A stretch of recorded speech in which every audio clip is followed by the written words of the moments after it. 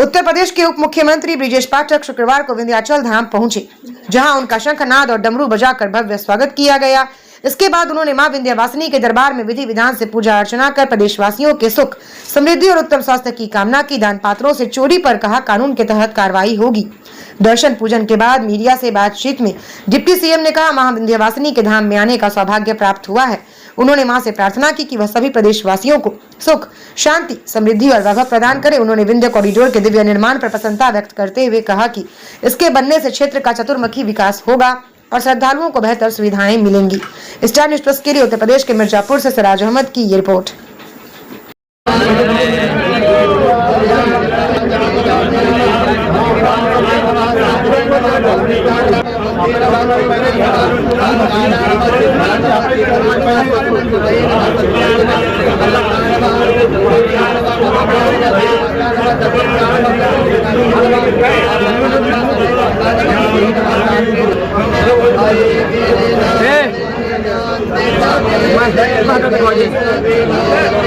महाराज, महाराज, मंत्री जी,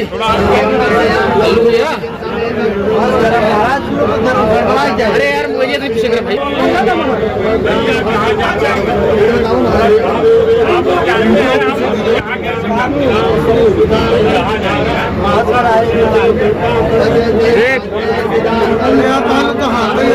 करी यार बता भाई।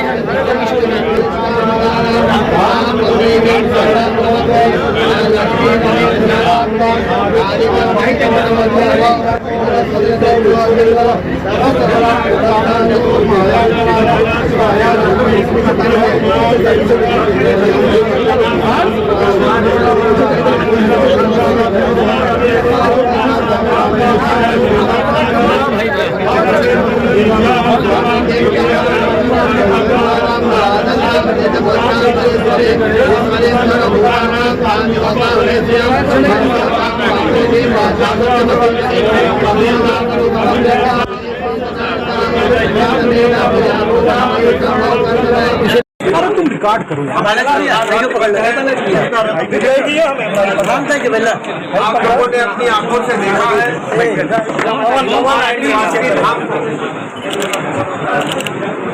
माँ की इच्छा के अनुरूप, माँ के आदेशानुसार कॉरिडोर के साथ साथ पूरी तरह से चतुर्मुखी विकास संपन्न हो रहा है।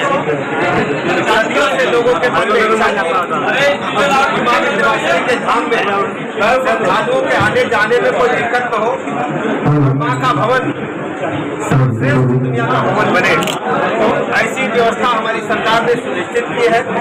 हर स्थिति में सभी श्रद्धालुओं को सुविधाजनक ढंग से दर्शन भी हो और माँ का जो मंदिर है वो भव्यता को, भव्य स्वरूप को ग्रहण करे। इस प्रकार की व्यवस्थाएं लगातार देश के सभी मंदिरों को जो सनातन संस्कृति के प्रतीक है वहाँ पर संपन्न हो रही है। मिर्जापुर जनपद हमारी सरकार के एजेंडे में प्राथमिक नंबर पर है।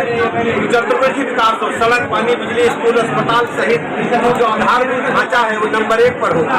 इसके लिए लगातार हमारी सरकार काम कर रही है।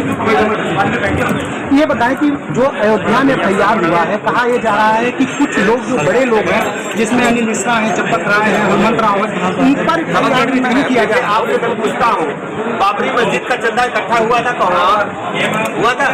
उसके बारे में पूछो, कोई पूछ रहा है? समाजवादी पार्टी के लोग, कांग्रेस के लोग केवल तुष्टीकरण की पार्टी कर रहे हैं, केवल मुस्लिम मतदाताओं को लुभावने के लिए सनातन संस्कृति पर हमले करते हैं। हमारी सरकार प्रतिबद्ध है भ्रष्टाचार कदाचार पर जीरो टॉलरेंस, लेकिन बाबरी मस्जिद के चंदे का क्या हुआ उस पर पूछो। तो क्या FIR में बड़े लोगों का जो सवाल उठा रही है, आप पुलिस है कि हम पुलिस है?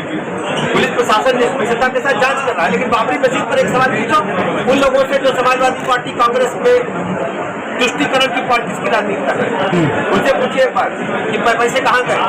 ये मदरसों में जो अवैध संचालन हो रहा है, बाहर से पैसे आ रहे हैं, टेरर फंडिंग हो रही है, जो बॉर्डर के हमारे जिले हैं वहाँ पर मदरसों में क्या हो रहा है, मौलाना लोग क्या कर रहे हैं, उसमें जरा विचार करें। हमारी सरकार है सर, तो आप इसकी जांच कराकर उनका एक जांच हो रही है। हमने ऐसे मदरसों को बंद भी किया, उनको जेल भी भेजा है। जरा पूछिए, समाजवादी पार्टी से एक सवाल पूछा क्या किसी मदरसे के बारे में, किसी बाबरी मस्जिद के बारे में जो चंदा एकत्र हुआ था?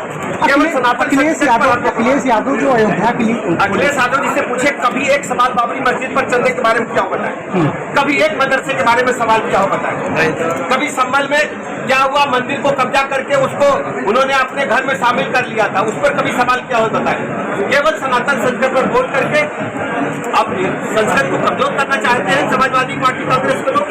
हम लोग एकजुट हैं। क्या अयोध्या को बदनाम करने की पूरी साजिश है, और हम फिर भी कहते हैं जीरो टॉलरेंस की नीति है। सर साजिश कौन कर रहा है सर? हम करें, मैं नाम तो ले रहा हूँ, जरा पूछो समाजवादी पार्टी से, कांग्रेस के लोगों से। चोरी का बात तो आप पूछिए, एफआईआर हो गया है ना? हाँ सर, तो तफ्तीश आगे लोगों को क्यों कौन करेगा, कौन जांच करेगा? कौन जांच करेगा? तो पूछो।